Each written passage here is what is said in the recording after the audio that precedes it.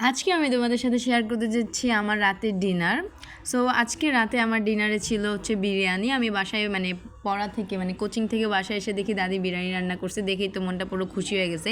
কালকের আবহাওয়াটা জোস ছিল, বৃষ্টি পড়ে না কিন্তু অনেক বাতাস ছিল বাইরে। আর আমি এই মুরগির লেগ পিসটা দেখে একদম অবাক যে এত বড় ডাইনোসরের মুরগির লেগ কই থেকে আইলো লেগ পিসটা এত বড়। আরে মজা নিতেছি, বাদ দাও, অনেক ছোট তো এর জন্য বললাম। সাথে ছিল আরও 2 ধরনের ভর্তা, একটা ছিল চিংড়ি মাছের ভর্তা, আরেকটা ছিল শুটকির ভর্তা। আমি অত ভর্তা খাই না, কিন্তু চিংড়ি মাছের ভর্তা হলে আমার আর কোনো কথা হয় না।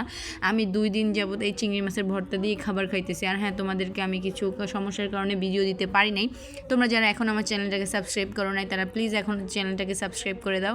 আর এখন থেকে আমি রেগুলার তোমাদেরকে আবার ভিডিও আপলোড দিব, তোমরা আমাকে সাপোর্ট করে যাও। আর এখানে আমি চিংড়ি মাছের ভর্তাটা দিয়েই বেশিরভাগ খাইতেছিলাম।